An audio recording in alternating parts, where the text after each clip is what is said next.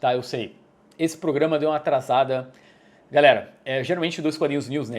O padrão é ele sair no domingo, às 8 da noite. E atrasou por quê? Porque por motivos de aniversário de relacionamento. 5 anos com a minha excelentíssima, então dediquei a maior parte do tempo a estar com ela. E aí agora vim aqui fazer o vídeo. É um Dois Quadrinhos News mais curto também.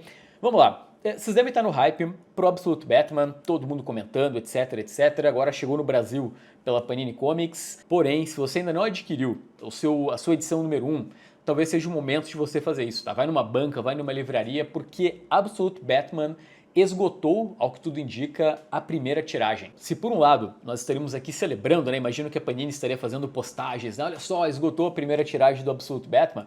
Por outro, a gente tem um caso mais sério, por exemplo, aqui eu recebi essa semana reclamações de leitores que ou assinaram e ainda não receberam o Absolute Batman, ou aconteceu isso que vocês estão vendo. Enquanto o quadrinho ele tinha previsão de lançamento para o dia 13 de setembro, ele foi reprogramado, né, o envio do quadrinho foi reprogramado para o dia 15 desse mês. E se vocês derem uma olhada aqui no site da Panini, olha só, pré-venda com envio para a segunda quinzena de outubro. Ou seja, né, a HQ não está mais disponível, não está mais em estoque no site da Panini e, ao que tudo indica, eles tiveram que reimprimir. E, gente, eu vou entrar em contato com a editora para entender exatamente o que aconteceu, porque não é normal tu comprar o gibi na pré-venda e receber depois, né? Ou seja, tu comprou o gibi na pré-venda e tu recebe depois da primeira tiragem, tu recebe na segunda tiragem. Inclusive, se você do outro lado adquiriu o quadrinho pelo site da Panini, seja na forma de assinatura ou na pré-venda, comenta aí embaixo como é que tá o status do teu pedido nesse momento. Tá, mas vamos lá. Se vocês querem a minha opinião, é claro que o Absolute Batman seria um sucesso avassalador, considerando que tem toda a questão do hype, né? Gente, o quadrinho, tá? Ele já tá, acho que um pouco mais de um ano saindo lá fora. E ainda tem gente falando, vocês viram agora o Absolute Joker, né? Virou assunto, agora o Coringa vai ser um monstrão. Mas vamos parar e pensar que não é só hype. O formato que a Panini escolheu, eu acho muito bom. Claro, eu sei que muitos leitores preferiam o encadernado, né? Beleza, né? A cada 6 meses sairia ali um voluminho do Absolute Batman. Mas essa estratégia da Panini de lançar a primeira edição por R$19,90, com 72 páginas, eu acho que ajudou, sabe? O leitor que estava pensando, dou ou não dou uma chance aqui para esse novo Batman, beleza, 19 pila, dá para comprar. É claro que a gente também tem que pensar no seguinte, é uma publicação bimestral, né? Como que o leitor vai se comportar? E ainda, você sabe que a partir do volume 2, né, essa é só a primeira edição, na 2 já vai para R$24,90. Será que a galera vai continuar acompanhando? Será que eles não vão esquecer o Absolute Batman, considerando que é de 2 em 2 meses? Não sei, não sei.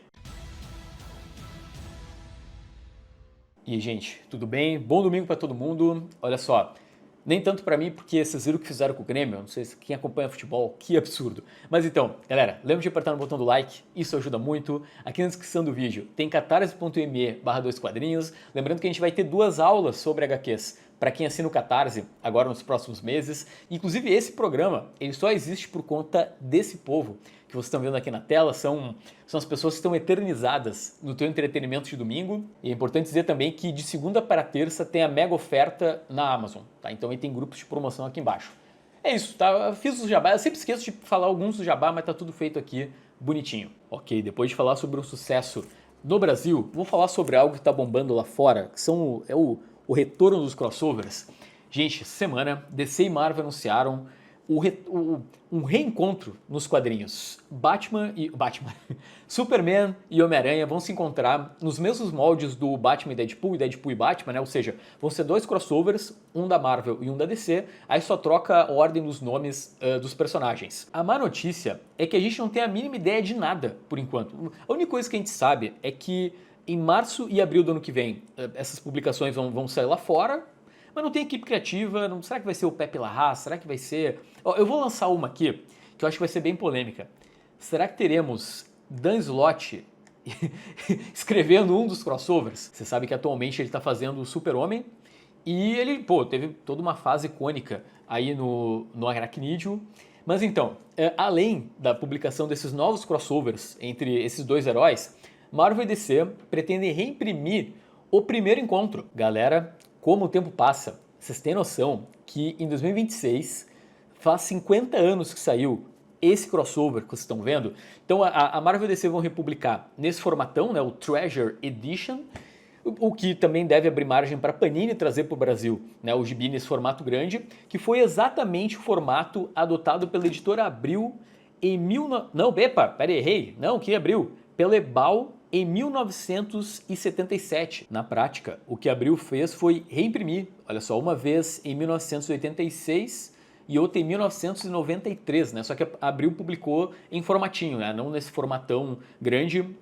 O roteiro foi do Gary Conway e os desenhos do Ross Andru, né? Nesse primeiro encontro entre Homem-Aranha e Superman. Tem um outro encontro entre os dois, que aqui no Brasil saiu em 1993.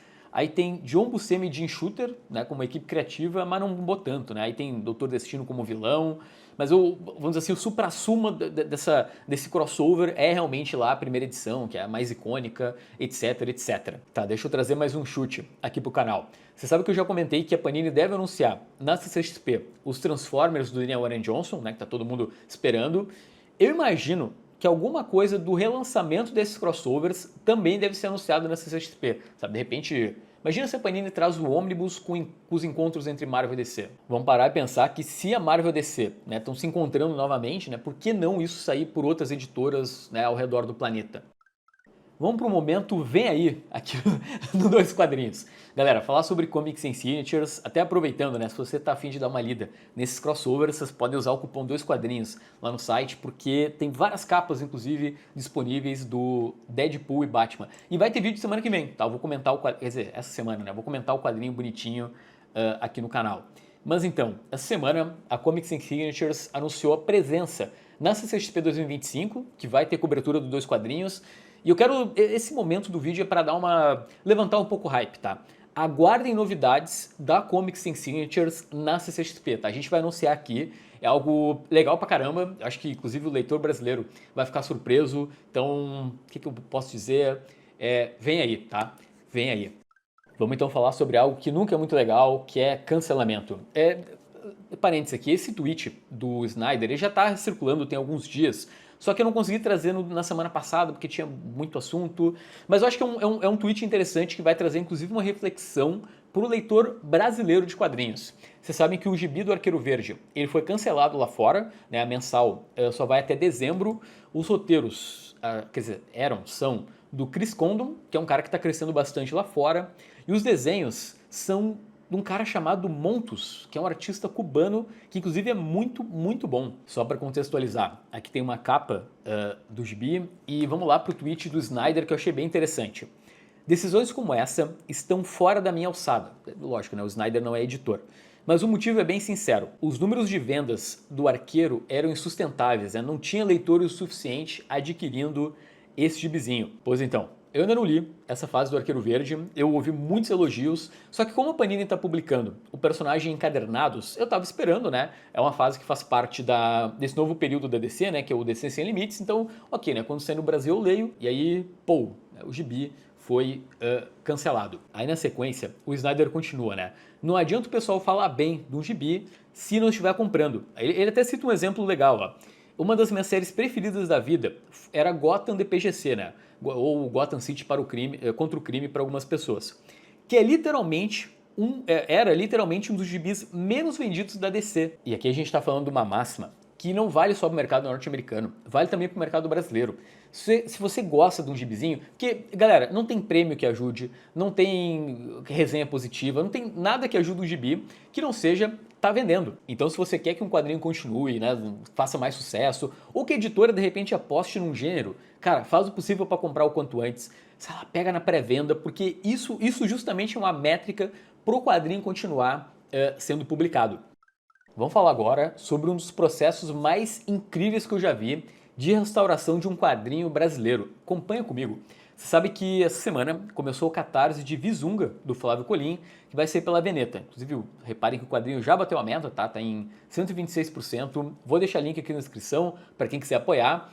Mas nesse vídeo eu vou procurar focar no processo de restauração. Gente, é absurdo. Como vocês estão vendo aqui, a restauração foi feita pelo Marco Muchão, que é designer, e pelo desenhista, amigo, parceiro aqui do canal, Samuel Bono. Bom, tá, então vocês estão vendo o processo prático, né? A Veneta lançou esse vídeo que mostra o traço do Samuel Bono no quadrinho. Eu quero que vocês deem uma olhada nas imagens que eu estou colocando aqui na tela, que é um comparativo direto.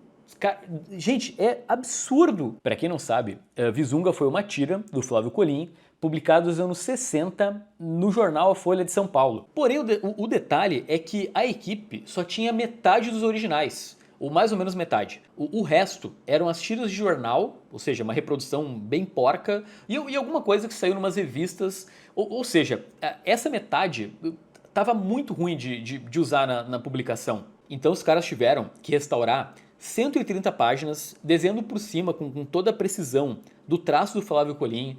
Galera, que coisa linda, sério, sério. Se vocês derem uma olhada também, tem um outro vídeo no canal da Veneta que tem o próprio Rogério de Campos, né, além do Muxão e do Samuel Bono, e tem o Gustavo Piqueira, que foi o cara que fez a capa e a introdução dessa edição do Visunga. E ele fala o quanto esse trabalho é importante para o Flávio Colim e também importante pro próprio quadrinho nacional. Como eu falei, o projeto já bateu a meta, mas vamos lá, né? Se tu quer ser uma das primeiras pessoas a receber e apoiar, tem link aqui na descrição do vídeo. Gente, o que eu vou falar pra vocês? Tá, lamento, o programa atrasou, foi mais enxuto, mas ele foi feito com muito coração. Aqui do meu lado, inclusive, desse lado, tem o lançamento da semana também, produzido com muito carinho. A semana foi uma semana movimentada e a semana que vem vai ser um caos. Vocês não estão imaginando a quantidade de vídeo e compromissos do canal, mas vai ser legal, tá? Vai ser legal e é isso. Boa semana pra todo mundo.